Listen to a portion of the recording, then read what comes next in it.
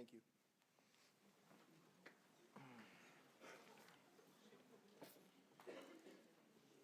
Could I have somebody move the agenda to the table, please? Moved by Mr. Butler, seconded by Ms. Flores. Is there any corrections, additions to the agenda or deletions? Seeing none, all those in favor of the agenda? Dr. Trawick, you good? She has two. That passes. Moving on to student leader comments. We have our student leaders from Athena Middle School here this evening. Welcome.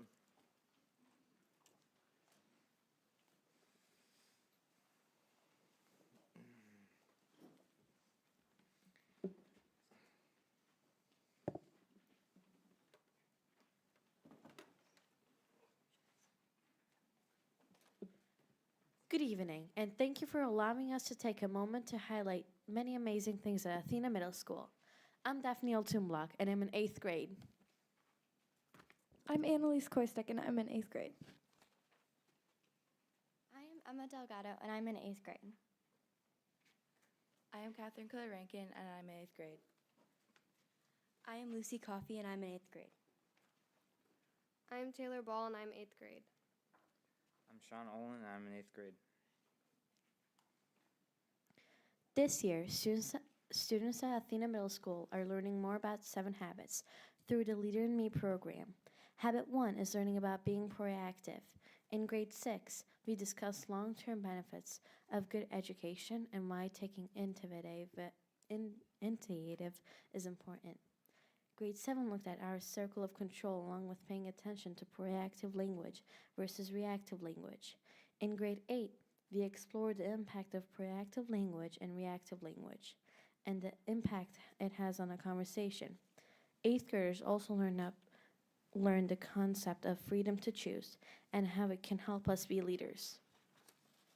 This year, all students at Athena Middle School are creating and working on leadership portfolios. Our leadership portfolios are a year-long project focused on setting goals and being reflective as learners. Each student has created short and long terms, academic and social emotional goals. We reflect and revisit these throughout the year at our grade level town hall meetings. At the end of the year, the 8th graders will be presenting their leadership portfolios to staff. In October, Athena Middle School families celebrated Hispanic Heritage Month. We had food, games, and music. Families had a chance to get together and celebrate Hispanic heritage culture. On the morning announcements and inner display cases, we also recognized and celebrated famous Hispanic Americans through the month of September and October and the many contributions people made to our world. The culminating event was our Hispanic Heritage Celebration. This was an amazing evening event that was well attended with families and staff joining us and a great way to bring Athena Middle School families together. In November, student government sponsored the Middle School Jar Wars. This was a grade-level competition to raise money for diabetes awareness. Student council members collected change at grade-level lunches. In 3rd place was 8th grade, in 2nd place was the 7th graders, and in 1st was the 6th grade, with over $101. We will be donating the money to Mr. Haynes and his diabetes awareness bike ride. Over $240 was collected and donated to his worthy cause.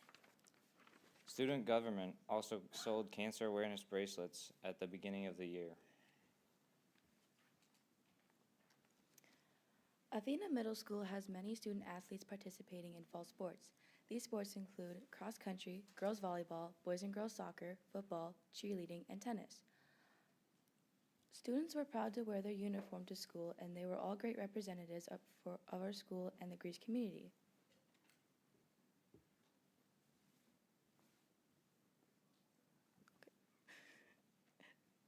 Student athletes have to be good role models for their peers by making good choices and meeting academic standards.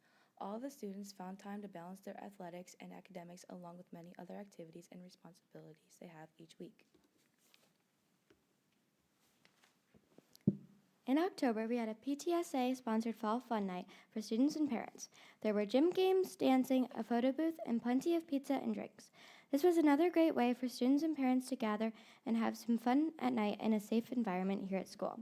Coming up, student government is planning another grade level night at Horizon Fun Effects and Theme Spirit Weeks. Grade levels earn Spirit Cup points for the school year based on the number of students participating in these events and activities. In October, over 50 Athena Middle School students were inducted into the National Junior Honor Society. These students exemplify the pillars of scholarship: service, leadership, character, and citizenship. Through the year, National Junior Honor Society students will volunteer in various activities within the community. Some examples that have already taken place are Kazoo Fest for Camp Good Days, the Al Siegel Center Halloween Parade at the mall, collecting and wrapping gift boxes for World Kindness Day, and making cards for veterans. These are just a few of the events that our National Junior Honor Society students participate in and volunteer their time and efforts to make our community and school a better place. Currently, student government is organizing a holiday food drive for the holidays and running our annual Toys for Tots for the upcoming holidays. Our goal is to collect 500 toys to help those in need. Students in grades 6 through 8 are also busy preparing for our winter concerts that include band, chorus, and orchestra. As you can see, Athena Middle School is working hard to engage students and families. We have a lot to celebrate. Thank you again for allowing us an opportunity to share the many wonderful things happening at Athena Middle School.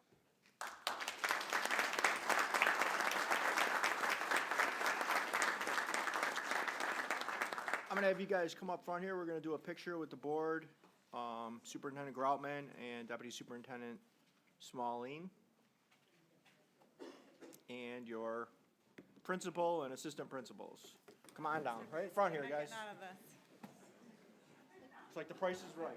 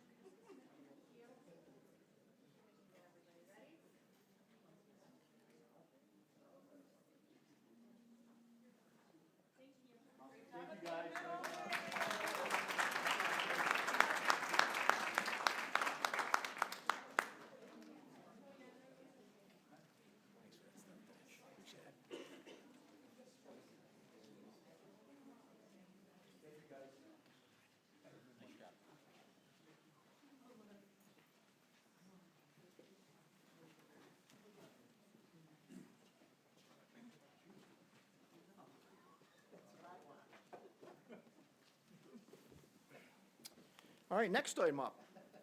We get to recognize the Arcadia High School cheer team. Why don't you guys all come up here?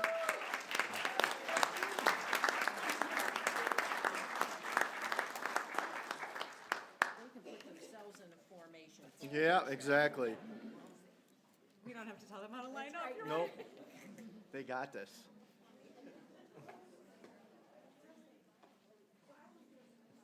Coaches too. Yep, coaches too. Lapani too.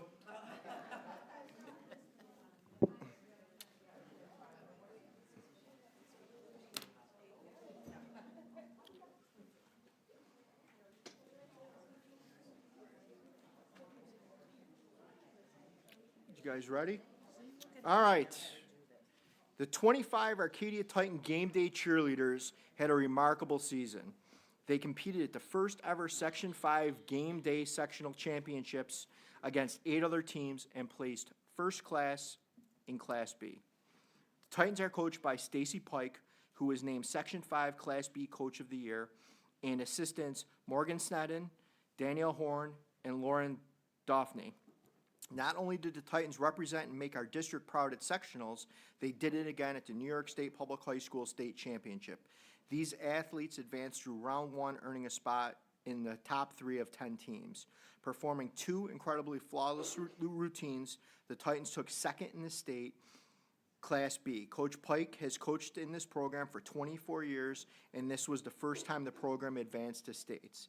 The Titans are looking forward to another successful season. Thank you, Arcadia Titans. And if the board would like to go around and we'll grab another picture, we will do that.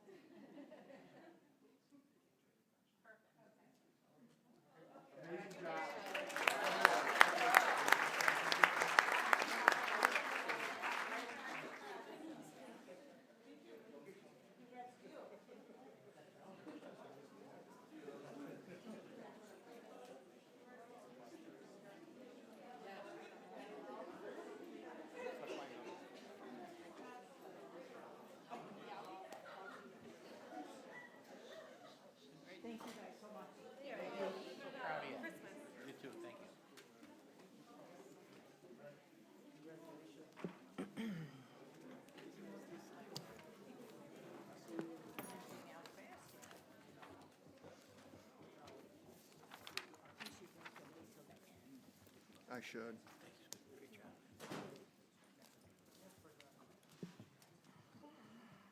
All right, next up, we have a Jazz 90.1 FM recognition. I'm going to let Vice President Malore do this. Well, thank you. Jazz 90.1 WGMC FM first went on the air on November 1st, 1973. Started by a mighty force of Greece students, faculty, and community members. The station began broadcasting from Athena High School, then moved to Apollo Middle School, and they currently reside at Olympia School. The station, which broadcasts 24/7, 365 jazz music days, is one of the last 10 full-time community jazz stations in the country. I have to brag because one of the things I was always proud of is the station always broadcast our board meetings. And it wasn't until recent times when we have YouTube and YouTube TV that communities could be and listen to board meetings. So I was always proud of that. Also had the opportunity as a teacher to have students work in the station and learn about that end of, and I had special ed students with Rob. I also had a student who went on to major in broadcasting and work for MTV. So it was a nice revenue for our students. The station manager is here, Rob Linton. He is here this evening as we recognized by the Board of Education for their outstanding accomplishments. Rob, congratulations.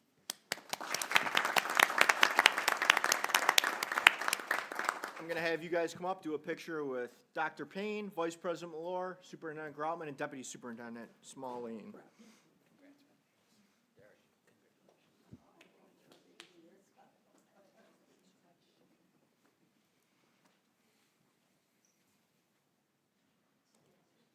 You guys can do it in front of the flag if you want. That way we're not in the background where we normally do pictures.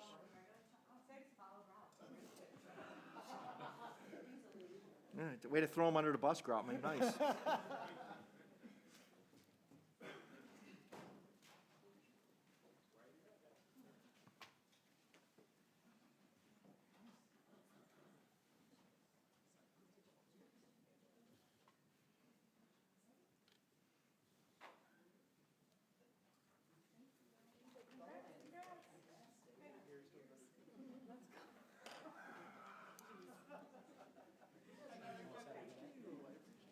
Yes, I'm actually in a suite Saturday nights. Yes, I am. I got invited to sit in a suite, so I'm super excited about that.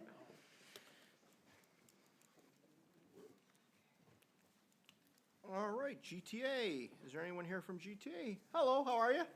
Welcome. Hi, guys. It's a good thing I'm wearing my heels. All right. Good evening, Board of Education members, Superintendent Groutman. My name is Kara Manjarovic. I'm here representing the Greece Teachers Association as the unit's Vice President for Educational Programs tonight. This is my third year in this role, and have served our union in other capacities, such as a member of the Greece Teacher Community Programs with Terry Miller. Most importantly, I'm a first grade teacher at Autumn Lane Elementary, and this is my 25th year. That's probably why my voice is going. One of my responsibilities is to help facilitate access to professional learning and continuous learning for our GTA members. What is most exciting about this now is that Greece teachers have been given the opportunity to participate in choice professional learning opportunities with the inception and ratification of our contract last year that GTA and GCSD negotiated in very good faith. Thank you. Greece teachers have the opportunity to choose up to 20 hours of professional learning of their choice. This item allows instructional staff to access areas of specific interest and broaden their learning to bring back to the students in their classroom. So a perfect example of this would be maybe an AP biology teacher doing an independent study, something of great interest to him or her. We have music teachers in the district doing study groups and strings and elementary vocal. And then we have art teachers that are attending watercolor mastery courses. So it's really cool. Some important data that I thought that Superintendent Groutman would love, so I asked to pull. So far this school year, Greece teachers have completed 4,589 hours of professional learning. We have 8,166 hours that are currently in progress. And in our Greece catalog alone, we have provided more than 400 professional learning offerings. And currently, we have 2,654 registrants in those 400 professional learning courses that we're offering right here in Greece. In our strategic plan 2027, the Ignite Learning has a goal of PL participation for 10 hours of PL of 90%, and our teachers are already at 88% of this goal. I know, pretty cool. The Greater Professional Learning Center invites teachers to take advantage, so right here in this building, of professional learning opportunities available at no cost throughout the school year. They offer accessible, relevant, and impactful professional learning that can truly enhance teaching practices, using the latest in-classroom research, collegial collaboration, and evidence-based practices. GCSD educators develop the skills they need to meet current learning needs of their students while preparing them for the future. So you're all invited to go directly to the PL catalog and take a look at the professional learning tab. Margaret Dimba and I write a newsletter 3 times a year, which includes all the information, and I know we send it out on all social media sites, so you can take a look at that on Greece's Twitter and things like that too. And also, Margaret and I will attend the Teacher Center Spring Symposium in Albany in March. So thanks for your time. Please know that Greece teachers appreciate your continued effort and support on behalf of our students. Have a wonderful holiday season and a Happy New Year, everybody. Thanks. Thank you. Dr. Henley, you're up. Elizabeth told me to keep it short. Perfect. We'll do it. All right. As things return to normal, we are excited to, as Dr. Colicchio has said in many meetings, to refocus on instructional decisions again. Part of my role in GASA is Assistant Director of Accountability to oversee APPR, testing, AVID, but also one big part of my role is to look at data and analyze data across the district. Many GASA principals have asked for data. In fact, 2 recent examples. Mr. Palermo over at Craig Hill asked for grades 3 through 8 testing gap analysis data, and I'll share a little bit more what that looks like in a minute. And Dr. Hepburn requested Regents exam data, looking at gap analysis with the questions as well, and I'll show you what that looks like. So there's level 1 data. Level 1 data looks at sort of your large scale, big picture, looking for trends, looking for patterns, and things like that. That's important data. But when we look at what we're trying to refocus on, when we look at instruction, we're looking at PLC data, data that we can look at in our professional learning communities. And that's called level 2 data. Level 2 data focuses on specific exams, and we can drill down by the building, right down to the teacher. So you can say, all right, I want to know what standard our students did well on. I want to know what performance indicator our students need focusing on, and what key ideas that our students need support with. So we could really drill down and see where our kids are doing well compared to BOCES and compared to our region using this level 2 data. We can focus on, as I said, by teacher and by building.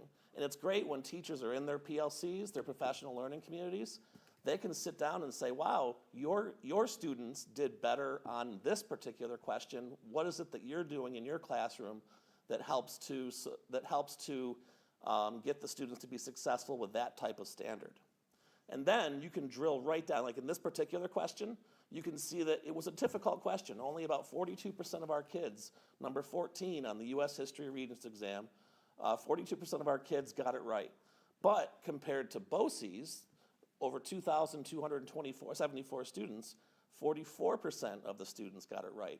So we're a little bit short of BOCES, but it was a difficult question overall. And this is the question. You can click right on it. The PLCs can look right onto the question itself, and they can see, oh, it's a document-based question. This was from a newspaper article in the 1800s. How did United States foreign policy change the years immediately following the attack of the warship Maine? The answer, by the way, is number 1A. But we found, when we looked at this question, that there's a lot of the students picked 3 or C, that the United States became more isolated. So we know now that the teachers can say, oh, that's a distractor. That's a question that, or an answer that our students were confused about. And so they can work on that and really drill down and look at the data specifically. So what are we doing with this data? We're doing data dives. We just recently had one a few weeks ago where all of the GASA members got together and we looked at data in each building, and we kind of modeled the PLC process by looking at that data, asking the right questions, and digging into it deeply. And we are refocusing on the professional learning community process. And the PLC process really focuses on these 4 questions, and I'll leave you with these 4 questions.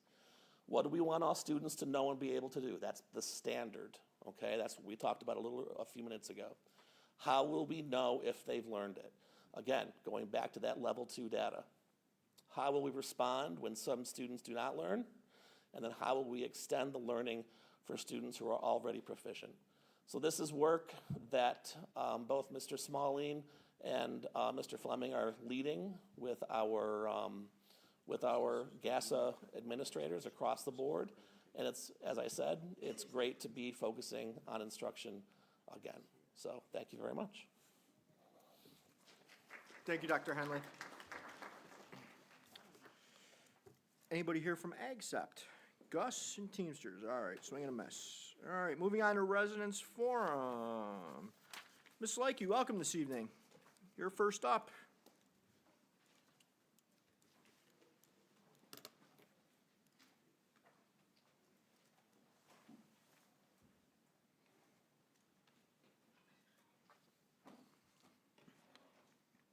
It's good to see you again. I've missed you. I've been traveling and ill. But I was so impressed with the last presentation, because that's what I want to talk about is assessment. And I'm going to change the ending. Brook University. There were at least 100 of us. And our first exercise was to rank 3 essays, 1 page, pretty simple essays in terms of quality, best, worst, middle. When we looked at the results, they were appalling. We had like 3 stacks. Essay 1 was found by 1/3 of the participants to be the best, 1/3 to be the worst. I was so upset by that. They continued to talk about how they had revamped the entire freshman composition class, and they were tasked with developing 4 core assignments that would allow students to show what they knew about expository writing. They also connected with 2 people in their department to form a committee of 3. They developed standards for expository writing. Those were shared with all students on day one, and they were used throughout the class. But when time for the core assignments, they corrected in committee. 2 people read every paper. If there was more, it was based on a 5-point rubric.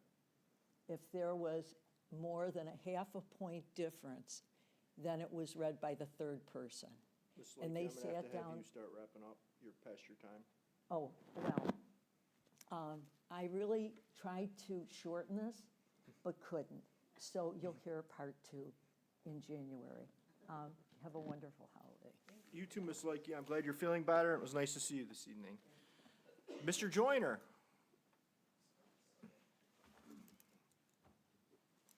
Welcome this evening.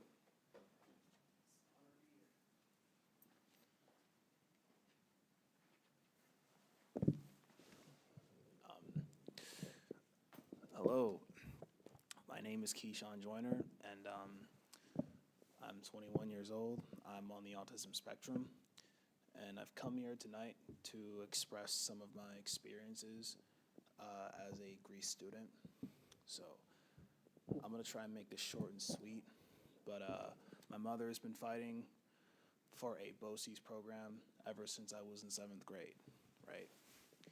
I want you guys to keep that in the back of your head because it took a while before I finally got said program. And through fighting with CSC, fighting with Greece via meetings, and etc., throughout my entire time as a student, I faced difficulties. I faced many complications of which came about because of the lack of the support from the system, right? So come 11th grade, you know, my mother was fighting twice as hard to get me in a BOCES program, and she still was getting pushback. And it took her refusing to send me to school for months straight for them to finally factor it in that my son needs a better support system. I eventually got it, as I said before, but I was in 12th grade, and I did a lot better as she expected. You know what I mean? I was a lot better with academics. I was doing a lot better in the BOCES program than I did in the Greece program. So obviously I'm not going to take too long. I've got 10 seconds left, but basically I didn't really start doing better until I got the BOCES program because of the, you know, lack of support prior. Thank you. Thank you, Mr. Joyner. Have a Merry Christmas. Thanks for coming tonight and speaking. Mrs. Johnson, welcome.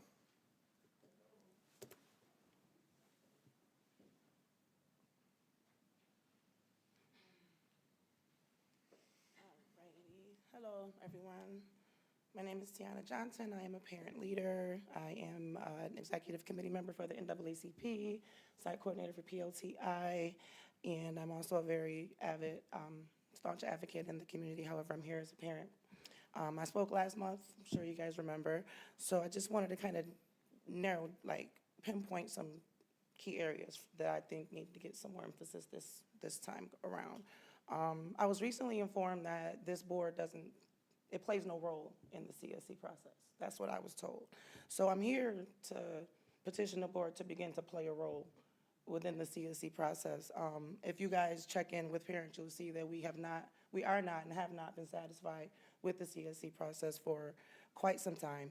And as a resident and registered voter, I feel like the board should be made aware of these things. The voters put you guys in your seats, you know, so how we feel and our views should definitely be considered by the board. It shouldn't be that the board plays no role. Let's see, some ways that you guys can help include parent satisfaction surveys done by an independent source after the CSC meetings. Let someone from the outside come in and get an idea as to how we truly feel. Parent caregiver info sessions. don't wait for us to come here. Go out and get the information yourselves. I know you're hearing it in the community.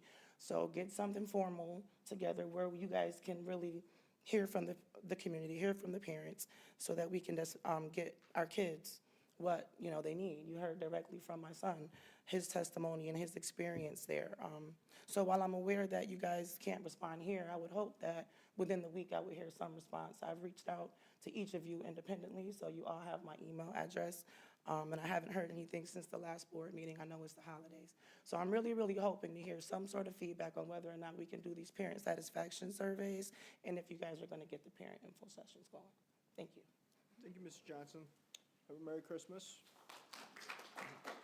Next up, we have staffing. Can I have Sonny move the staffing to the table, please? Moved by Ms. Farmer, seconded by Mr. Butler. Any comments, questions, or concerns on staffing?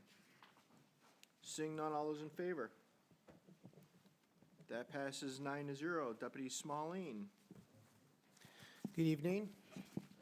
I'd like to congratulate Rose Mammon for being appointed this evening as Director of Information Technology. Rose holds a Master of Business Administration from Louisiana State University and a Bachelor's in Computer Science from York University, Toronto, and Bachelor's in Business Management from SUNY Alfred University. She was also the elected staff senator and then a member of the executive member of the UB Senate from 2019 to 2021. Rose is currently serving as the Director of Application Services at the University of Buffalo School of Dental Medicine, where she provides leadership for undergraduate and graduate IT support services and transformative programs for easier adoption of software applications. She has led efforts to implement software projects overseeing a diverse portfolio of large-scale IT projects, leading enterprise-wide innovations in software implementation. Rose brings a passion for education and information technology to her role. She is committed to parlaying her experience at Greece and is thrilled to be part of a brilliant team. She hopes to provide leadership and oversight for the prioritizing, tracking, and reporting of the portfolio of IT projects and services at Greece. Rose is active in her community by volunteering in various PTSA activities in her school district and is a coach for Odyssey of the Mind. She keeps herself active through her love of tennis. Welcome to Greece.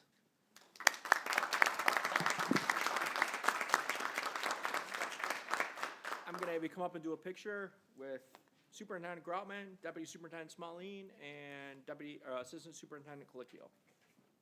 Thank you. Welcome. Congratulations.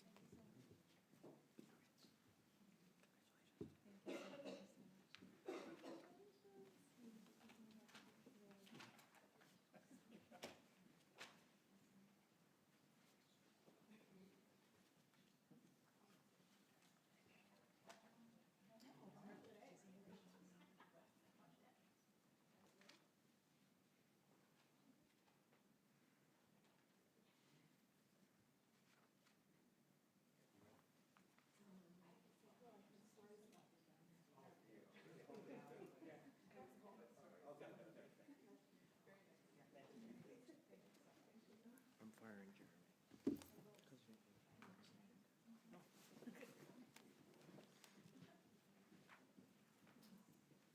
Congratulations again. Thank you. Moving on to tenure, can I somebody move the tenure to the table, please? Moved by Vice President Lohr, seconded by Ms. Farmer. Any comments, questions, concerns on tenure? Seeing none, all is in favor. That passes 9-0. Moving on to non-unit rates, can I somebody move that to the table, please? Moved by Ms. Flores, seconded by Ms. Farmer. Comments, questions, concerns? Seeing none, all those in favor. That passes 9-0. Moving on to 2.04, the GTA MOA FTE. Can I somebody move that to the table, please? Moved by Ms. Flores, seconded by Mr. Maloney. Comments, questions, concerns on that one? Seeing none, all those in favor.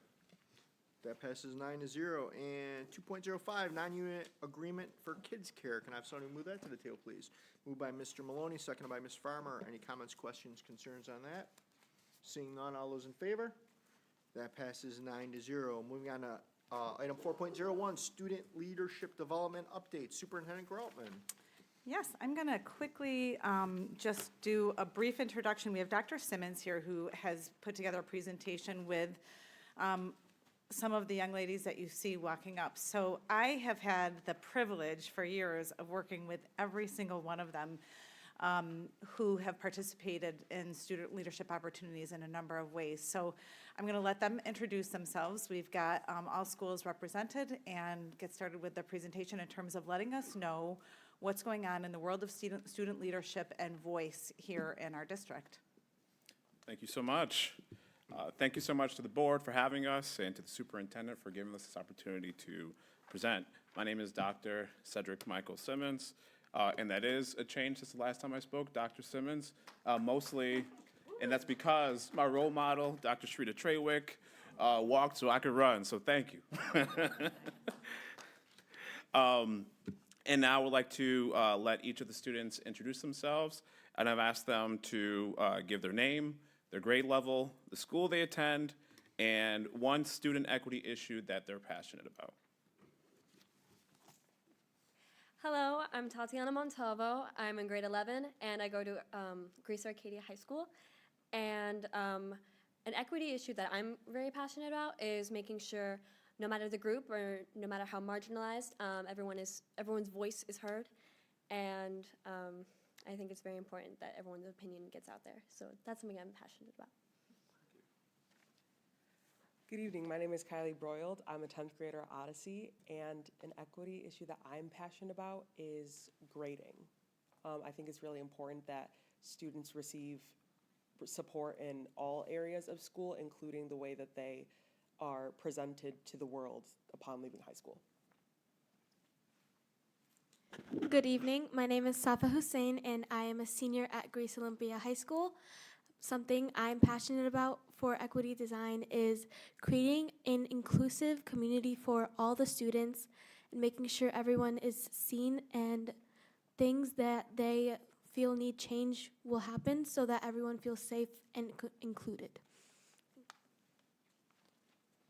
Hello, my name is Soraya Alvarez. I'm a senior at Odyssey Academy, and a student equity issue that I'm passionate about is mental health. Hi, my name is Jacera Hunter. I'm a junior and I go to Olympia High School, and an equity issue that I'm passionate about is cultural representation and diversity in each school in the district. Thank you so much. So as y'all see, we got some brilliant folks here to present with myself. And what you'll see also is that most of the talking will be done by the students themselves as opposed to me. And we're here to give a presentation about one of the premier programs in Greece Central School District. It is a combination of the superintendent's leadership group and the student equity design team. And for the sake of brevity, I'm going to refer to it as the equity design team from this point forward. But no, I'm referencing both the combination of the superintendent's group, leadership group, and the equity design team.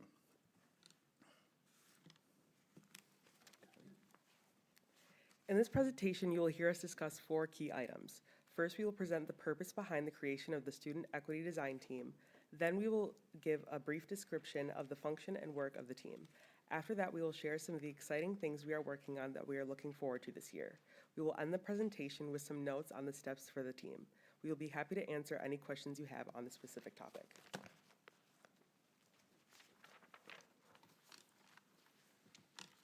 So if you look at the district, it is pretty clear that the superintendent and the leadership, both at the buildings and the district level, have placed a high value on student leadership development.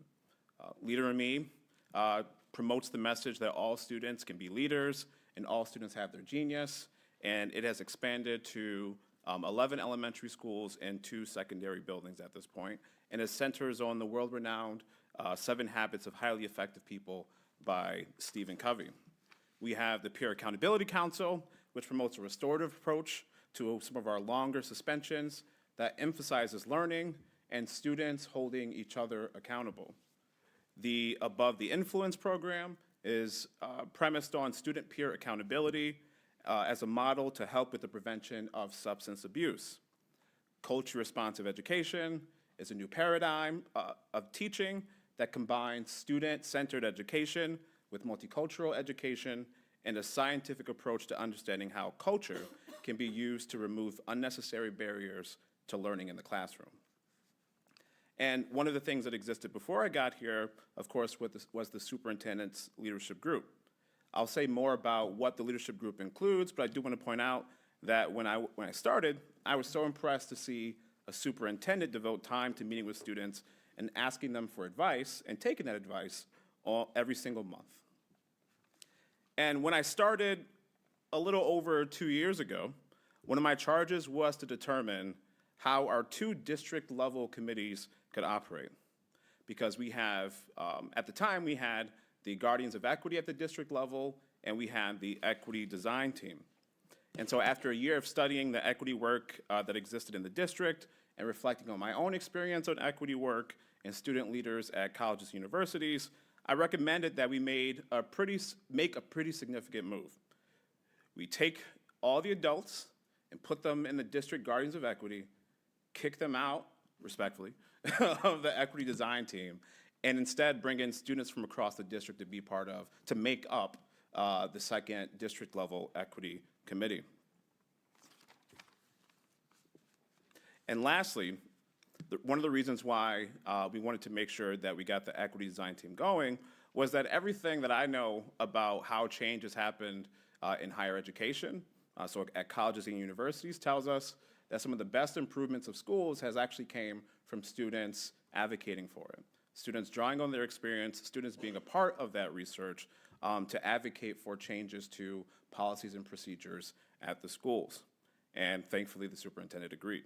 So all of this information helps to give the context to why the Student Equity Design Team was started.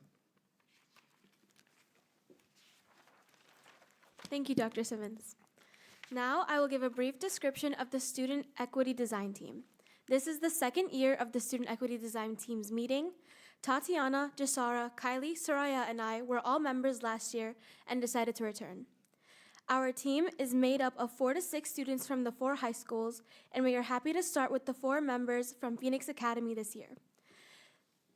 The members were all selected by the principals. Each of the principals were asked to create a diverse cohort of students who have shown an interest in service for the student body. Diversity was used broadly. Principals were asked to include students with a variety of ethnic backgrounds, gender, interests, grade levels, academic success, and other areas. We meet every month at the district office. We all have breakfast with each other and have 2 meetings back to back. The first hour is the superintendent's leadership group, where we meet with the amazing Superintendent Groutman. And the second hour is the Student Equity Design Team, where we usually meet with Dr. Simmons and Dr. Christine Baker.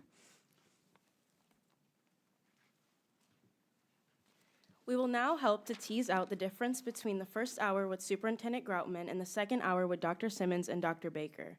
During the first hour, Superintendent Groutman mainly touches on topics that are common with social and emotional learning. We have activities and discussions to build a better understanding of ourselves and what's going on with our broader community. We identify and reflect on our core values, which relate to responsible choices. Both the superintendent and students share lessons we have all learned about leadership. The superintendent helps us to understand all the work that goes into decisions to change and improve our schools. We see how something that may seem like a simple choice or solution can be way more complicated, especially if you want to honor the voices of as many people in the community as possible. Lastly, we talk about some of the current issues and events that are happening in the world, the district, our building, and our own lives. It is great to connect with the superintendent, but it is also great to talk to other students from other schools in the district. During the second hour, we typically meet as a Student Equity Design Team with Dr. Simmons and Dr. Baker. During that time, we have learned about the concept of equity and some of the misunderstandings behind that concept. Just like the leaders of the civil rights movement, equity advocates are trying to highlight and address the needs of groups of people. Equity is not about our individual needs or victimizing people. Instead, it is recognizing that there are groups of people whose needs have not been addressed because they have been marginalized and underrepresented in leadership. We learned about why qualitative research can be beneficial for leaders. Qualitative research focuses on the words and stories that people use to describe the world around them. That is important because stories are how human beings learn and grow, even as little kids. Quantitative research is important and usually valued, but we can work as students to gather and present qualitative data to empower other students.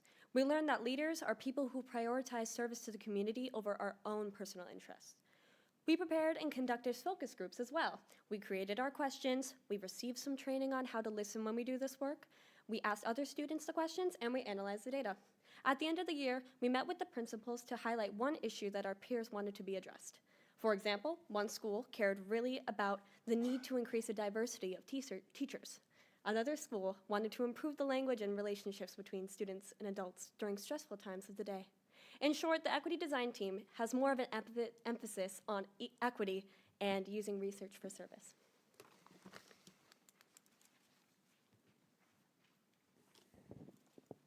Now I will share some new steps and exciting new developments. First, we are currently organizing our first youth summit just for secondary students in Greece. This summit will take place on May 21st next year. For the summit, we will ask students in classes and clubs to propose a workshop or a presentation. We want the summit to give other students an opportunity to learn from each other, even when we go to different schools in the district. We will get to decide the theme and lead the outreach. We will review the applications and choose the presentations. We will get to do the advertising and promotions. Some of us may even have a presentation, give us a musical performance, and help select the food options. This will be a summit that is for students by students.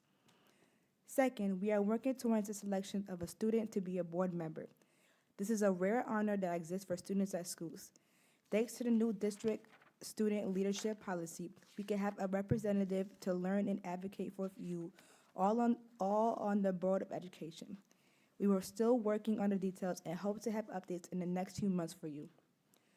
Thirdly, there is a new leadership course that will be available for students. The course will include lessons from Leader in Me for high school students. Lastly, the Equity Department aims to create learning opportunities for teachers who want to be amazing advisors for students' organizations. Dr. Simmons and Israel Ortiz, the new recruitment and retention assistant, will develop the class based on feedback from students like us and district policies. Also, they will draw on their experience as presidents of student government from Ithaca College and SUNY Fredonia to create it. As you can see, we have some really exciting work to do to students, our student body.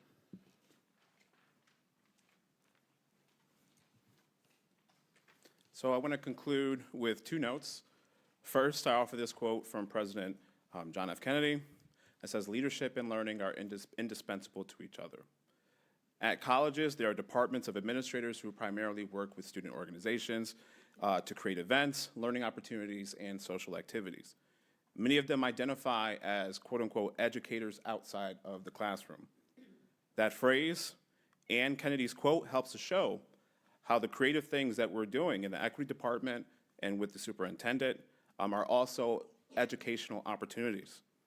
I know I speak for my amazing department, whether it's Lori Quinn, who leads the work with Leader in Me, Shannon Lane, who is leading the work with the Peer Accountability Council and Restorative Practices, Sarah Titus, who is leading the work with culturally responsive education training and equity programming, as well as Deanna Nix and Israel Ortiz, who are helping with student leadership development, when I say that we feel honored to be educators on leadership for great students like these 5 leaders outside of the classroom.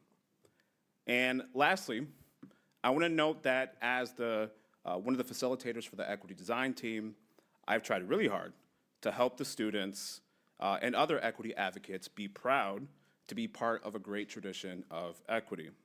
Our tradition includes faith leaders, it includes union leaders, civil rights advocates, and student activists.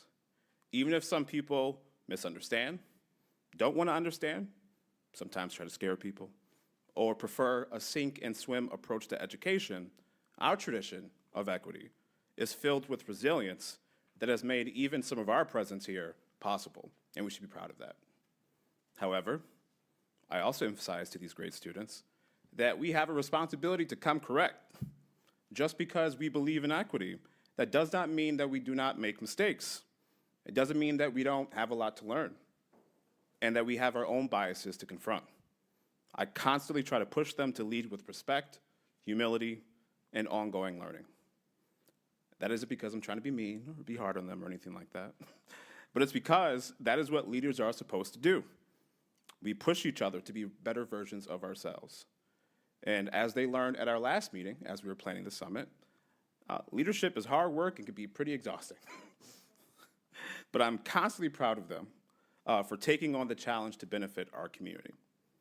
I feel blessed to learn and lead with the equity design team, and my time with them makes me so proud to work in Greece under Superintendent Groutman's leadership. So thank you so much for this opportunity to present. Thank you so much for this opportunity to work with these great students, and we look forward to answering any questions that you have. Thank you. Questions? Ms. Farmer? Microphone. I heard somebody talk about, well, you said it, Cedric, in terms of Sharita running, or walking, so you could run, whatever you said, and someone here talked about, well, today is the 60th anniversary of the beginning of the start of the Montgomery bus boycott, where Rosa Parks was not tired, but it was strategically planned that that whole boycott would begin. It lasted over a year, and I'm so glad to see that you here are continuing that tradition. Thank you. Can I give a quick response? Is that Sure. okay? Yep. Okay. So there's a program called the Martin Luther King Jr. Scholars Program at Ithaca College. And it is a student leadership development program that provides scholarships for students and 4 years of training and learning where they learn more about qualitative research, and they use that research over 4 years to develop a case study to present at a symposium at Ithaca College. That program was the program that helped me get through college as a homeless student at Ithaca College. And one of the first things we do at the beginning of that program is to visit Montgomery, to visit Atlanta, and to learn about the civil rights movement over the course of 5 days. And it was that program that inspired me and set the foundation for how I thought about the equity design team. So thank you for sharing that. Dr. Traywick? Not a question, just a comment. First, thank you so much for acknowledging me. I appreciate that. I know I stand on shoulders as well.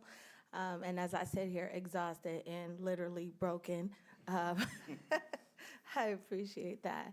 But I just wanted to say to you 5 ladies, thank you so much for your work. Thank you. You guys are laying a foundation for our future, and I'm so excited about that. Love being a board member in this district. Just keep pushing. You guys are doing awesome, all of our students. So thank you so much. Thank you. Mr. Butler? Just a quick ditto to what everybody else is saying. I'm so impressed with you young ladies, and I just want you to know that there's so many people who believe in what you're doing and support you in that. So when you get tired, know that you can take a little bit of energy from the people who are behind you cheering you on. Thanks.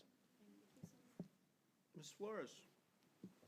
Also, just a comment, I'm really impressed by you guys, and I want you to know it takes a new generation to show the old generation sometimes how to change.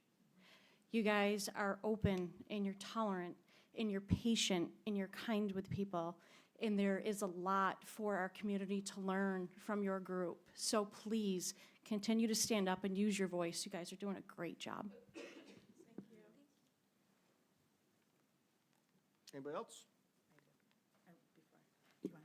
Nope, you go and I'll go last. I just want to point out a couple of things. So what you heard, so number one, I appreciate the content and just sort of the description so that as we talk and we use the language of some of these groups, it makes it more clear for people what we're talking about. But I also want to highlight that you 5 individuals, you 5 young women are so much more than those groups.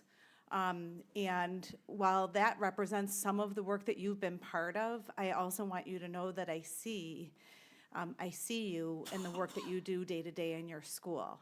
To be part of some of the teach-ins at Olympia that have been organized have been like amazing.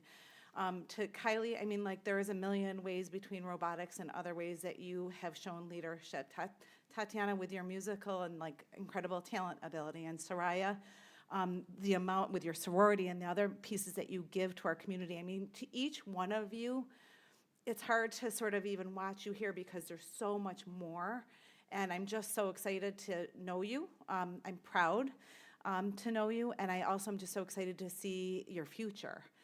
to see how you impact our district, your schools, and then even beyond. You just have done amazing things. And this work is just the tip of the iceberg. So thanks so much for sharing with us tonight.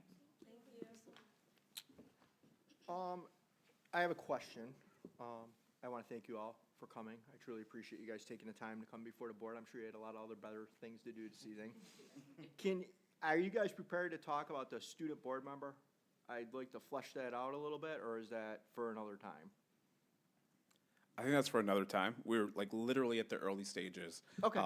I will share that in the first meeting, Superintendent Groutman asked the students to start thinking, just broadly speaking, about what are the characteristics and qualities of a student board member that you believe should matter. Okay. But yeah, we're still a little early. All right. I wasn't sure, so I figured I saw Thank it you for coming asking. soon, so I wasn't sure if we're ready to flesh that out and have a conversation or not. But I appreciate y'all coming. Thank you very much, and have a good evening. Thank you.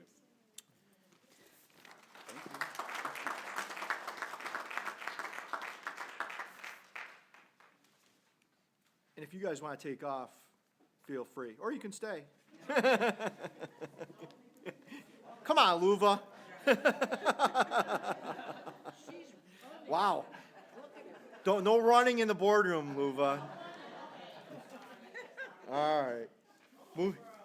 Moving on to item 4.02, stimulus spending. Superintendent Groutman. Yes, we have Janine Cushman here tonight, who's going to come up and give us an update around some of our stimulus spending. So we continue to hear about stimulus spending, ARP money, Carissa money.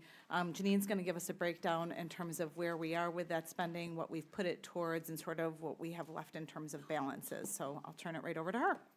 Thank you. So I'm here to provide an update to the board, but also to provide information to the community as we're required to do under the guidance for both of these grants as to how we are spending and evaluating our stimulus money. So we have two grants that make up the majority of the stimulus funds that we have available to us. Carissa, the Coronavirus Response and Relief Supplemental Appropriation, was authorized in December of 2020 with a 3-year grant period that is expiring at this point. All funds had to be and were obligated by September, by the end of September. We were expecting initially that we would have to close out that project in October. However, option for late liquidation, as they refer to it, was made available to us, which we applied for and had been granted. So we have an extended period of time to submit final cost reporting for both of the Carissa grants. So we had a $10.3 million ESSER allocation. ESSER is the Elementary Secondary Emergency Relief, School Emergency Relief Fund, and we had an $80,000 GEAR, that's the Governor's Emergency Education Relief Fund, for a total of $10.4 million. These grants needed to be submitted to and approved by SED, which they were. Anytime we made changes to these, we needed to resubmit, so that process has been ongoing. Pleased to share that the final cost report for GEAR 2 has been submitted and approved, so we have one of them off the list, finally. The priority areas in the Carissa grant that we identified initially and obligated were the expansion of counseling and other mental health services and social work teams. That was primarily the addition of social workers, school psychologists, and counselors. The second priority in here was providing targeted academic interventions to support learning loss, and that consisted of primarily math and reading interventionists. The third priority that we placed in this grant was investments in equipment and capital improvements consistent with grant parameters. So those needed to be initiatives that were related to health and safety, to expanding learning opportunities, and so forth. So in the grant, we included upgrades to our fitness rooms, carpet replacement with VCT tile for a cleaner environment, HVA system upgrades, and playground upgrades. Those occurred at the fitness rooms were at all the high schools, carpets at Autumn Lane, Craig Hill, and Holmes Road. We did controller upgrades at EV, Patty Hill, Pine Brook, Alcott, Arcadia, Athena, and Olympia. And then the playgrounds were at Lakeshore, Autumn Lane, Long Ridge, Craig Hill, and Brookside. final cost for this grant will be submitted in January so that we get this one closed out as well. ARP was authorized, the American Rescue Plan was authorized in March. Again, that's a 3-year grant period that ends next September. Funds must be obligated by that time, and at this point in time, we don't know whether there will be a late liquidation option for this. It's a little bit uncertain as to whether or not that's going to be an option available.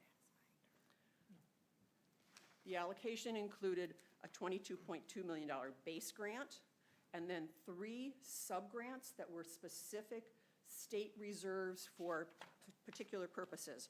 $1.8 million for learning loss, $370,000 for summer programs, and $370,000 for after school, for a total of $24.8 million.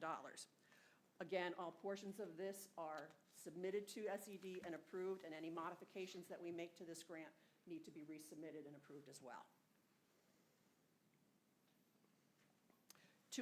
There are some other smaller grants that I do want to reference. We have some targeted grants for homeless youth, as well as a targeted ARP for IDEA. The priority for the ARP base grant has a component within it that is required to support learning loss. So learning loss set aside at SEL supports. So for that grant, that portion of the grant, we've identified language development specialists, building interventionists, school social workers, counselors, assistant principals, and building substitutes as the resources that support those learning loss initiatives by providing stability as well as additional resources where they're needed. ARP also supported recruitment and retention efforts, significantly expenditures for conferences and professional development. We engaged in field trips and enrichment activities, as well as family engagement. Much of that done at the building levels, bringing families in, making it conducive for them to come, welcoming with some food opportunities, some presentations and so forth, really engaging at the building levels with some very creative ways to get families involved. The 3 state reserve grants, the learning loss is $1.8 million. We've used that grant to place highly experienced teachers into the role of building interventionists. The summer learning and enrichment of $370,000 has supported academic, enrichment, and athletic programming for the last 2 summers, and will be available to support our programming in those areas in the summer of 2024. The third area is the after-school tutoring and programming. That's a grant that we're working to identify the use of those resources to make sure that we utilize all those funds and don't leave anything on the table. It has been used for exam prep, for regents, and tutoring at all the buildings. So again, as I said, for each of these grants, any adjustments that were made needed to be submitted to SED for approval. We've had very supportive reviewers at the grants office that have been helpful to us in identifying whether or not those changes would be within the confines of an allowable expense. So to recap the expenses, the ARP base grant is $22.2 million.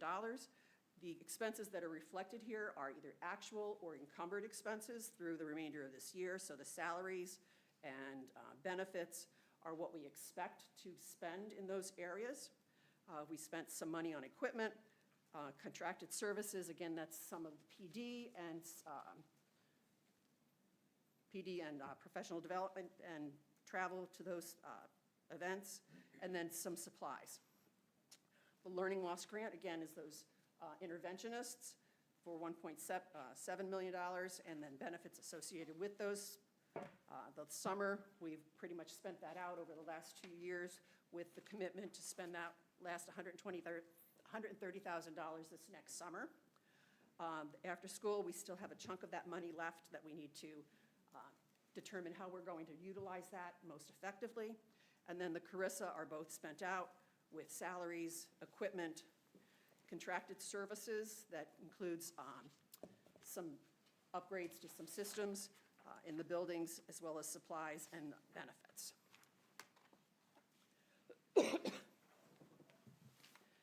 So we've spent out Carissa, so we have ARP to spend yet. This is an ongoing process that we review. We meet regularly with our finance team, as well as the facilities team and the planning team, in order to identify ways in which we can best utilize these resources. To the extent possible, we're reviewing and identifying ways in which ARP can fund Reimagine Greece initiatives, opening up Reimagine Greece for a greater portion of R6 and R6A. At this point, it's an ongoing process, so we are somewhat flexible. As things change, we will adjust accordingly, but we will fully expend this entire grant. Any questions? Questions, comments, concerns? Mr. Bonnegorio? Thank you, Janine. So we have deadlines to have the funds committed. Correct. I know from past conversations, we've talked about having a hard time filling some of the positions. So do we have a deadline to get positions filled where we might not have them already? And I assume there's a distinction between having the funds committed and actually being able to spend it all. So yes, so the salary and benefits pieces, we expect to fully expend most likely by the end of June, perhaps a small amount in the summer months, but we fully expect that all of those salaries and benefits will be pushed out to ARP before that September deadline. The commitment would be for any other purchases that we make, so where we are issuing purchase orders for services or materials in support of other initiatives, those commitments need to be made by that September 30th deadline. And again, at this point, we don't know whether or not there will be an extension that would allow us to go beyond October for those commitments. It's very gray at this point. So to clarify it, is there a deadline for a commitment for personnel where we might not have the person already identified? And are we able to do that? Okay, so to your point, what we're planning is to be somewhat fluid, I would say, that as we identify where expenses may not occur for external purchases, we will reallocate staffing from the general fund into ARP so that we fully utilize those ARP dollars and then create some favorability in the general fund. Thank you. Any other questions or comments? Thank you very much, Janine. Okay. Moving on to item 5.01, Audit Committee update. Chairwoman Flores. I have the pleasure of turning this over to Board Member Butler this evening. Oh, because I was unable to attend yesterday's meeting, so I'm sure he's going to do an outstanding job giving us a summary. Well, that's what brought the crowds to the room at the end of the meeting here, so. I've been Thank waiting you. with breathless anticipation. So the Audit Committee met last night, and just as a clarification or information for folks, the role of the Audit Committee is to oversee the various audits, and those audits are intended to be sure that proper internal controls are in place and that the district is responsibly managing funds from taxpayers and funds from other sources. This committee is made up of board members and committee members, or community members, plus relevant district staff, but only board members and community members are voting members of this committee. So last night we met with our auditors from Mengel Metzger Barr, our external independent auditor. And in that meeting, we accepted their audit of the extracurricular activity funds.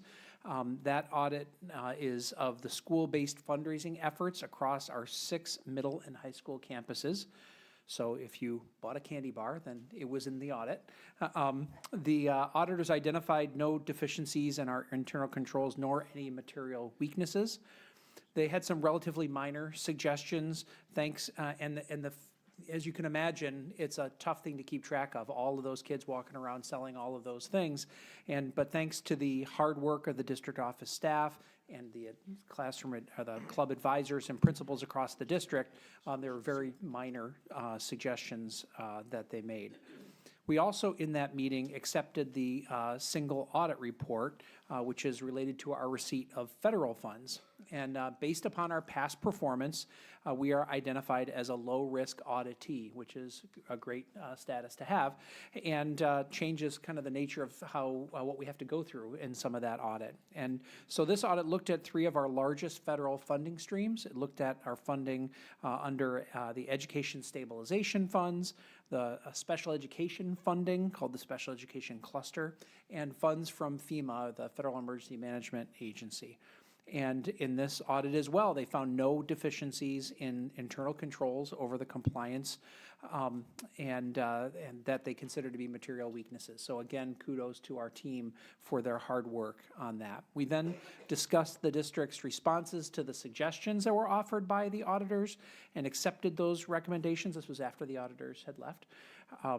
We reviewed the status of the something called the Corrective Action Plan, which the team develops to keep track of suggestions that come from our auditors and make sure that we're making progress on those things. And we saw progress happening and had a good discussion about that.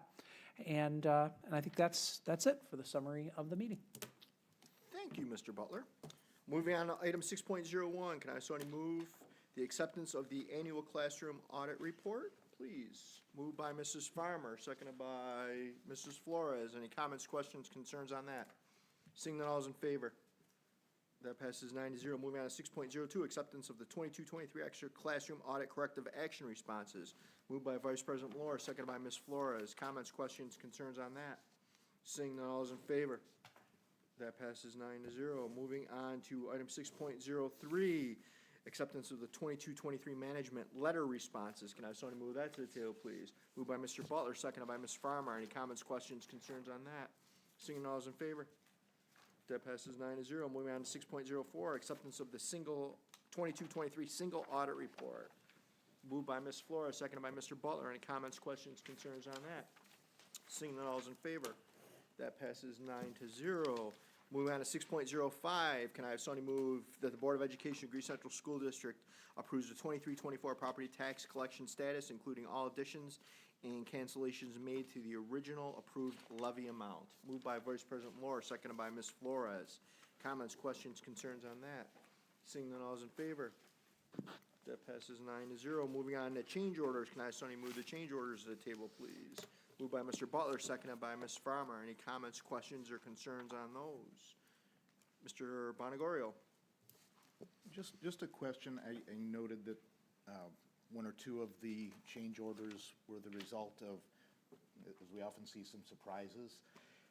I'm wondering if there is an opportunity for us to do, like in some of these cases, pre-testing that might alert us, and would that potentially save funds? I know that would cost some money, but might that be a means of saving expenses?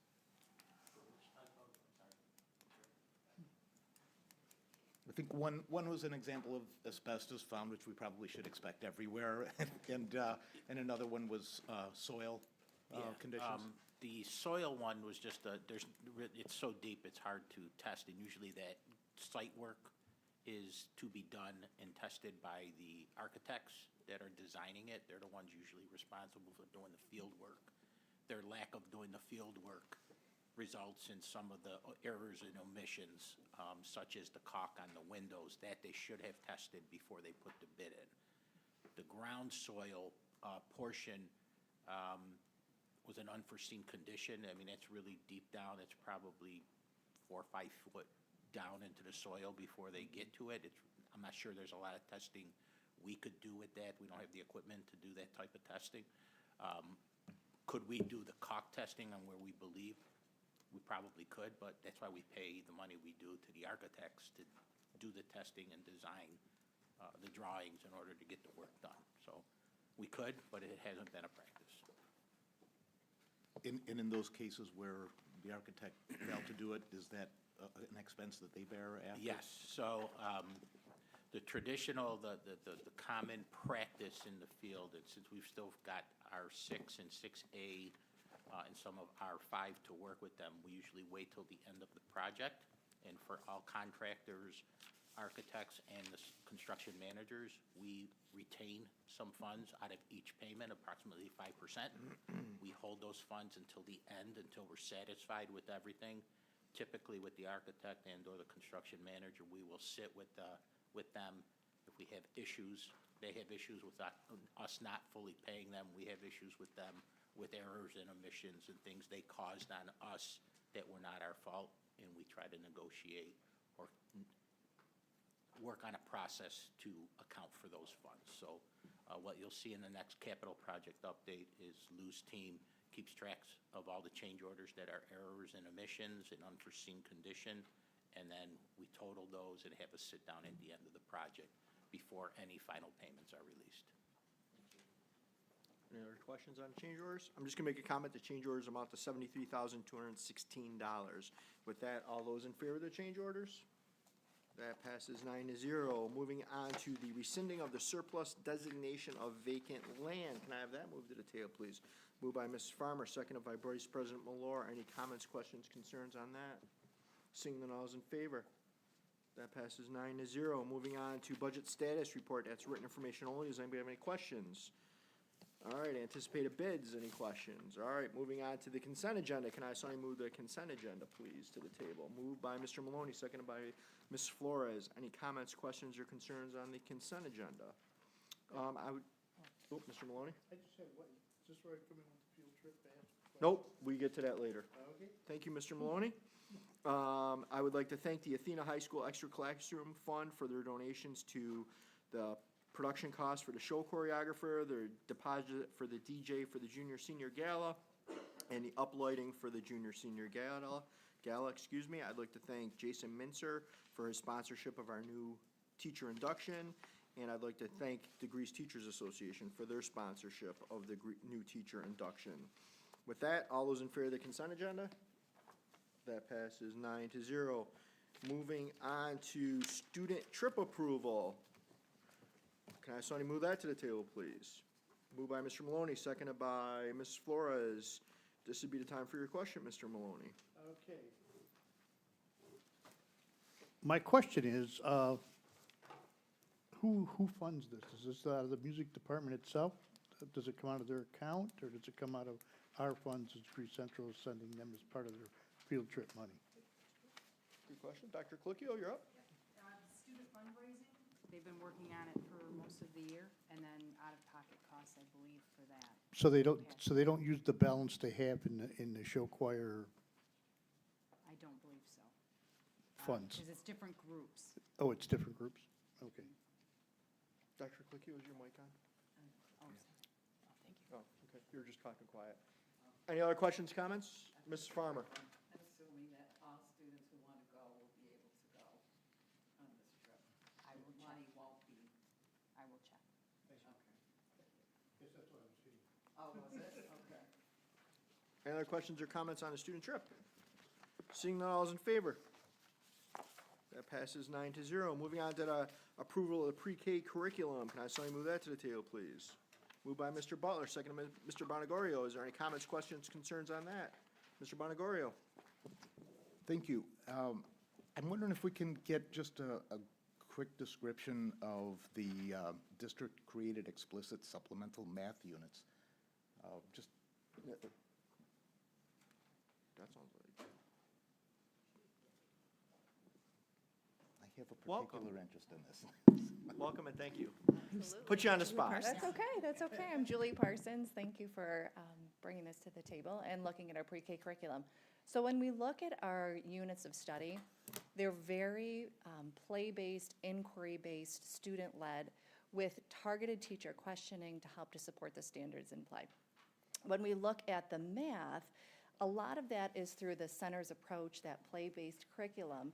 We really wanted to ensure that what was being explicitly taught was in alignment with our READY program in kindergarten and also in relation to our state standards. So all of these documents are thorough, but as a district committee, we determined it really did need a little bit more explicitness. So when we think about that, we looked at the targeted focus standards that the math district interventionists, the teams, the curriculum committee looked at, and we looked at those percentages and thought, and looked at, where do we need to supplement? with explicit lessons. So when we talk about explicitness within our pre-K curriculum, we're looking at small targeted amounts of time that help to support that. So for instance, they're looking at numbers, they're looking at cardinalities, subitizing, those really critical math concepts along that trajectory. That's the explicitness of those. And then they're correlated with the themes and the thematic units from units 1 through 10 that correlate, for instance, with light, families, welcome to pre-K. All of those components are related within the math units, and then targeted centers-based approaches, and again, in connection to Ready Math as much as possible. I really appreciate that. Thank you very much. Absolutely. Any other questions? Mrs. Farmer? Microphone. Thank you, Julie. So, numeracy, I'm thinking, is like a huge focus. Very much so. Okay, thank you. Counting and cardinality. Anything else? Anything else? Thank you, Mrs. Parsons. Thank you. Have a good evening. You too, thank you. All right, moving on to second. Oh, yep, I forgot to vote. Thank you. Good catch. That's why I keep you around there, Debbie. You always got me on my toes. All those in favor? Any opposed? Item carries 9-0. Moving on to second read of policies. I'm going to make a comment, and then we'll roll into the policies. Policy committee met a few weeks back. We reviewed these policies. We're bringing them to the board with no changes. There was another policy that we're reviewing and may come back later in the year, but the board, the policy committee supported these, and on the recommendation of Board Member Bonagorio, from now on, after the policy committee meets, we're gonna put the policies online that are coming before the board. Mrs. Hayden and Ms. Sebichek are gonna work on where on the website that's gonna go and how it's gonna look, but they're gonna take care of that, so our next meeting, late winter-ish, early spring, I think it's more late winter than spring, it will have those policies posted after the board meeting so the public can review them and board members can review them before their packet comes. With that, we'll start with the first policy. Can I have somebody move policy 1220 to table, please? Moved by Mrs. Farmer, seconded by Mr. Butler. Comments, questions, or concerns on 1220, Board of Education members nomination and election? Seeing none, all those in favor? That passes 9-0. Moving on to 3180, community schools. Can I have somebody move that to the table, please? Moved by Ms. Flora, second by Mr. Maloney. Any comments, questions, concerns on this one? Ms. Savara? Yes, just a quick statement question regarding this. Regarding the community schools policy that we're doing, I was wondering if there's a way that, regarding the community schools, we're doing a book study regarding this, and we're also trying to learn as board members regarding the community schools, because as we've all learned, there's much that goes on regarding the community schools. Being that said, we're having a board study on Saturday. I'm thinking that it may be a little premature to put a policy when we're still trying to learn what community schools is really all about, considering we're still in the book study. I'd like to actually defer this to another time, actually, after we've had a chance to actually finish the board study. So I understand clearly, and correct me if I'm wrong, you're making a motion to table the community schools policy until, are we done? I mean, I guess, Dr. Payne, for a clarification question, are we done with the book study on Saturday, or is there gonna be more after it? Do we have a date roughly when we'll be done as a board? Yeah, we will be done with the book study on Saturday, but to be clear, we already have a board policy that supports, that the Board of Education supports the community school strategy in Grace, in our community. This policy that we made updates to just more aligns with the language from the National Community School Initiative. So that is really, with this particular policy, that was the change that we made, and I apologize, I don't have it in front of me, but that's the language that we included. So I would say what we're gonna be doing on Saturday at our board retreat, we're gonna be just really talking about next steps with things that you're learning from the book. Dr. Payne, I'm gonna have to cut you off, and we'll come back to that, because we're kind of getting, because there's, I don't know, I guess my clarification, my question was a clarifying question on where we'll be. And Mr. Farrar, are you making a motion to table until after Saturday, this policy, or no? Yes. Okay, motion to table, is there a second? Second by Mr. Bonnegorio, a motion to table is non-debatable, so all those in favor of tabling this till after Saturday? Show me your hands. Those against? Motion fails. We're on to the community schools policy moving forward. So with that, are there any other questions or comments on the community schools? Seeing none, all those in favor of the community schools policy? Those opposed? That passes 7-2. Moving on to 3420, preventing discrimination in the school district. Can I have somebody move that to the table, please? Moved by Ms. Flores, seconded by Ms. Farmer. Any comments, questions, or concerns on this one? Seeing none, all those in favor? That passes 9-0. Moving on to our last one, 5650, energy and water conservation and recycling of solid waste. Can I have somebody move that to the table, please? Moved by Vice President Laura, seconded by Ms. Flores. Any comments, questions, or concerns on that? Seeing none, all those in favor? That passes 9-0. Moving on to board member comments. I'm sure somebody has comments. Dr. Trawick, we'll start with you. I'll go first. I'm just going to be brief. Just two things, maybe three. Brief. Brief. I had an opportunity to engage with our students. One was right after Thanksgiving. A group of students volunteered for a community dinner that I happened to be a part of. And my mom always says you can tell how well you raised your children by how they act out in public and around others. And our students were so kind and so generous during this dinner where they served needy children in the community, and so hungry for more opportunities, you know.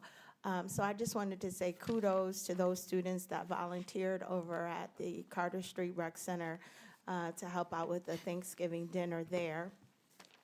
Also had an opportunity to attend Mary Poppins that was put on by Artists Unlimited, and to see so many of our families and our children involved, and even our staff as ushers and concession workers.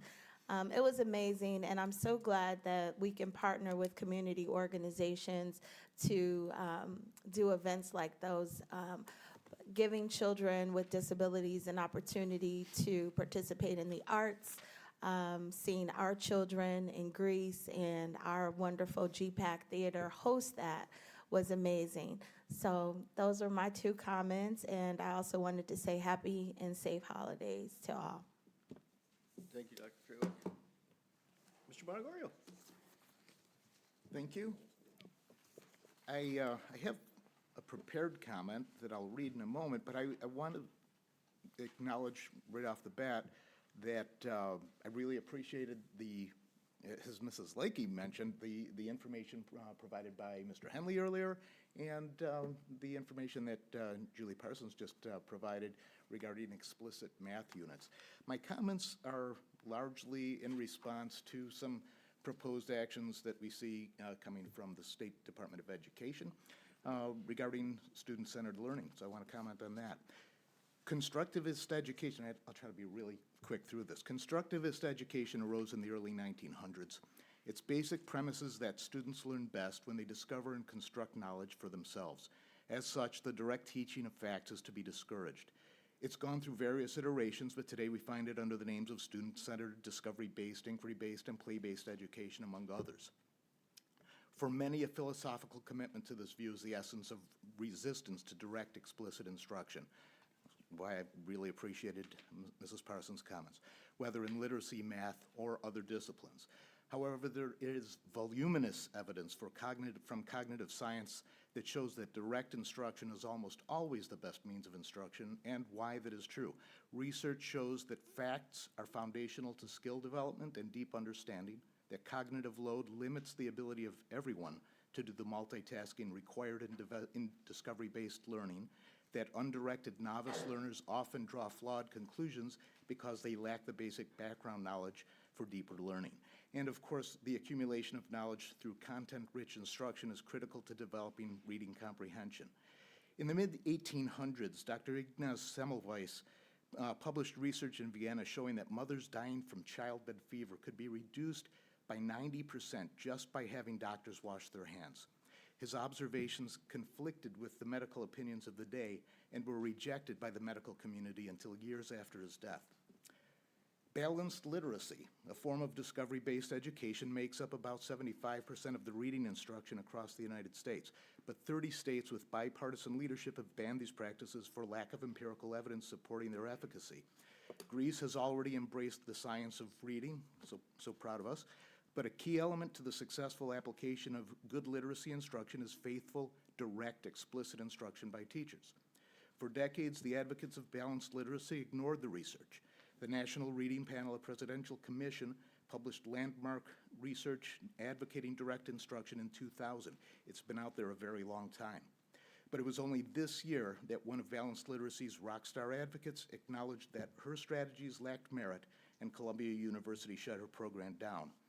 This is the legacy of discovery-based education in reading and writing. Similarly, cognitive scientists also for decades have been critical of the use of these strategies in math. Seminal work by cognitive scientist Paul Kirshner et al. Is a good starting point to understand the evidence, and I'll share that with the board.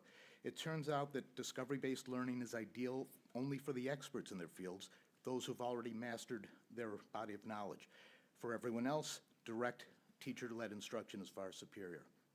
I'm going to shorten this up. Mothers no longer die from childbed fever, and students no longer need struggle to learn.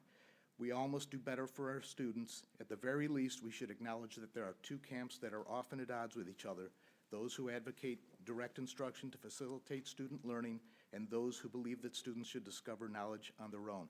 There's evidence-based research on these competing pedagogical practices, and school boards should use that research as part of their oversight responsibilities for this most primary mission of our schools, the education of our kids.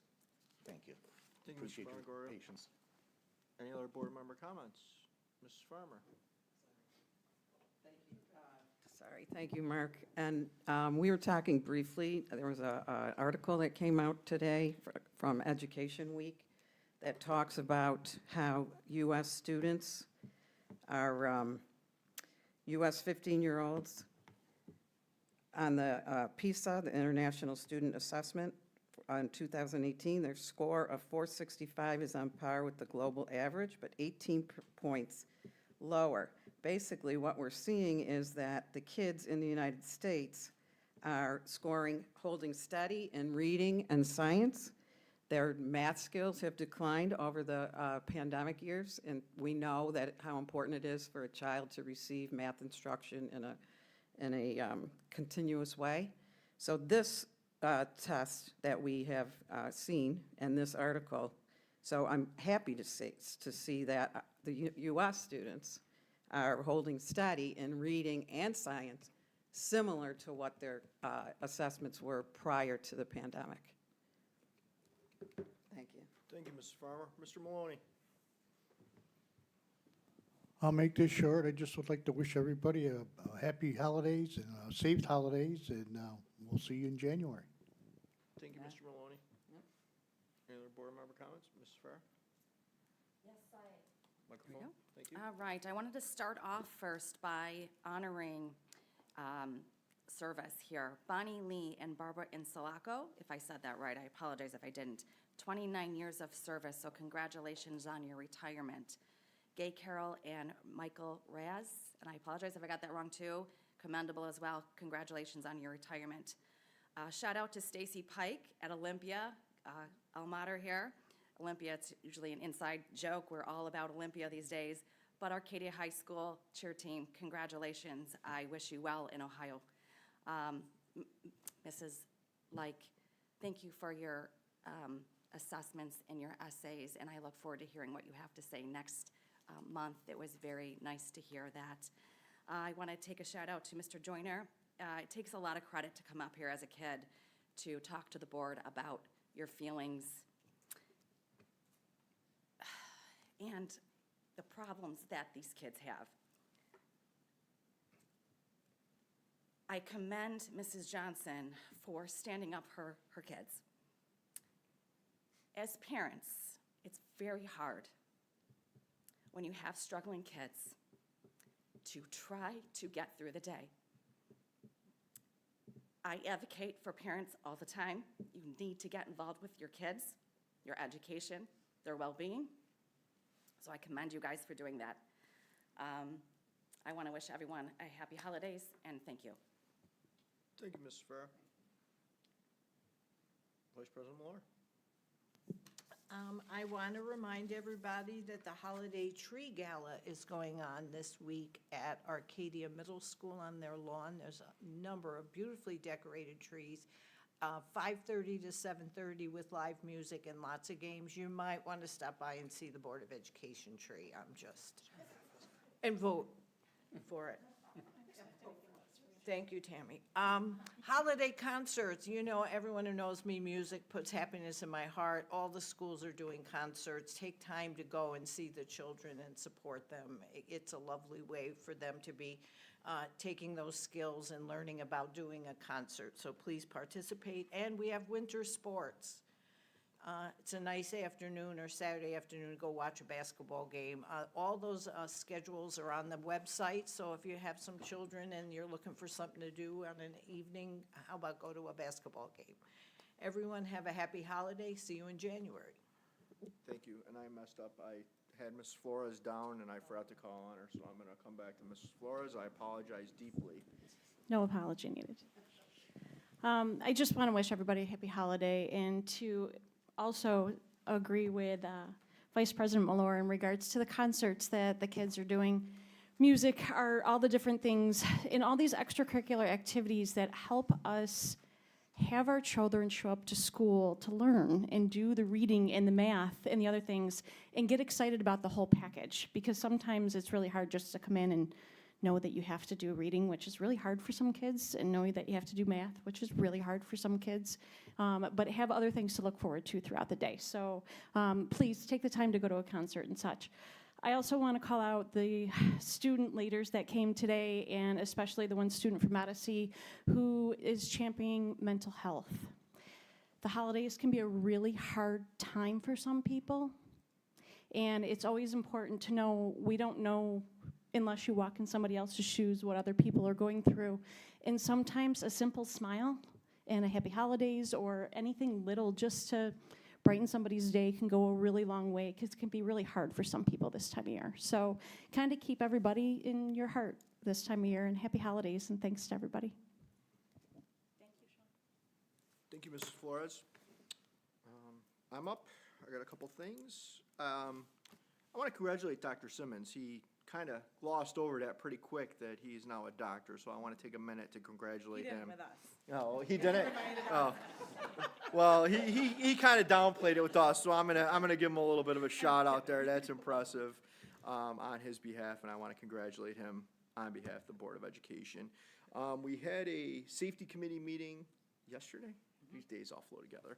A safety committee meeting yesterday, and we're going to get an update next month at one of the board meetings in regards to where we are with the weapons detection systems, what's going on with those. So I look forward to that. And we did some other things at safety, nothing really significant to report on.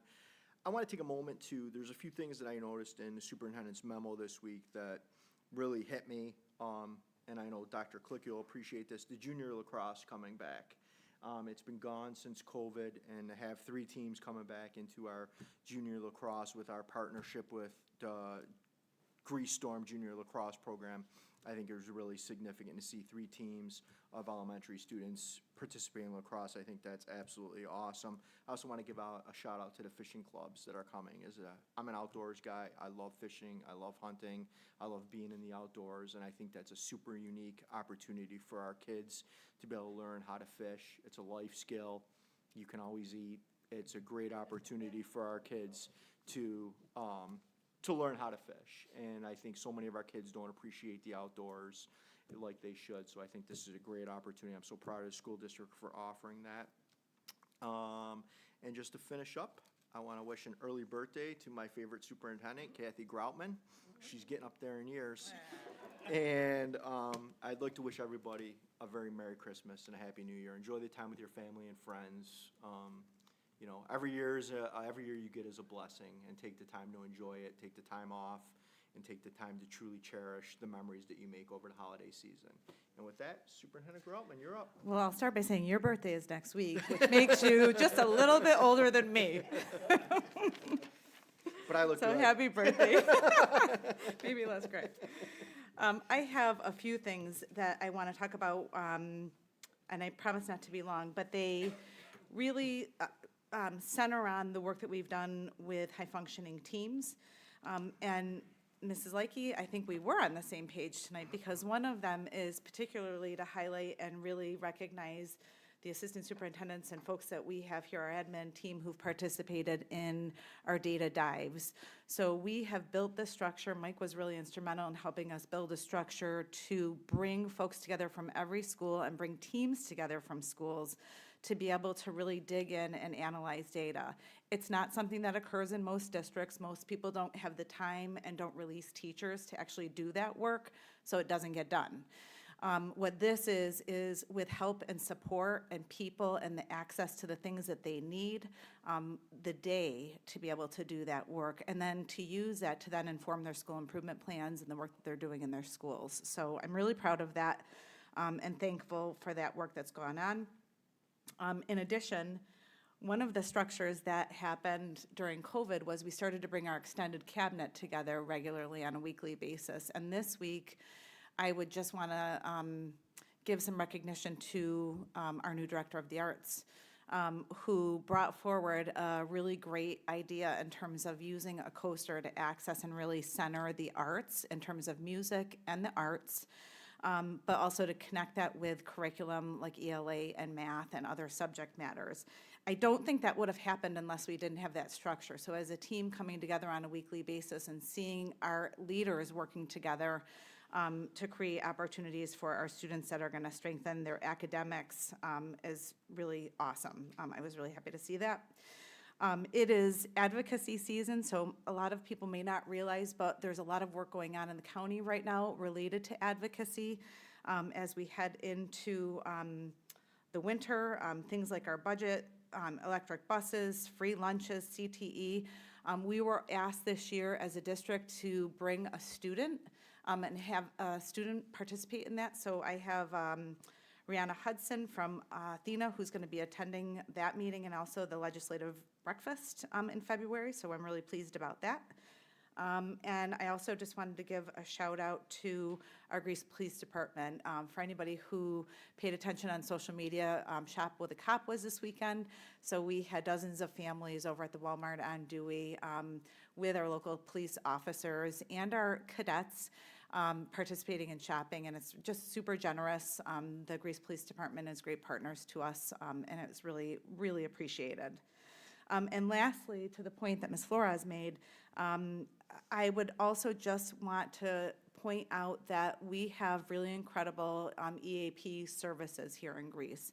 So I've continued to share out, we've shared it out in a number of ways and publications to our community or to our staff members, the resources that we have internally to support people. And I say that very personally because within a short period of time, less than a week, I had encountered 5 different staff members who spoke about very, very significant issues with their own mental health and with caring for family members, and just the weight and the impact of this time of year, but really just a lot of things that people are carrying post-COVID. And I just want to make sure that we continue to demystify, make sure that people know that those resources are available, and also make sure people know they're easy, they're free. And our HR department has done an incredible job of really getting those out to our staff. So just as a reminder that those exist, and I also would wish everyone a really happy holiday, and just hope that people have a happy holiday and enjoy some time off with their family and friends. Thank you. I'm just going to make a point of clarification on your one comment.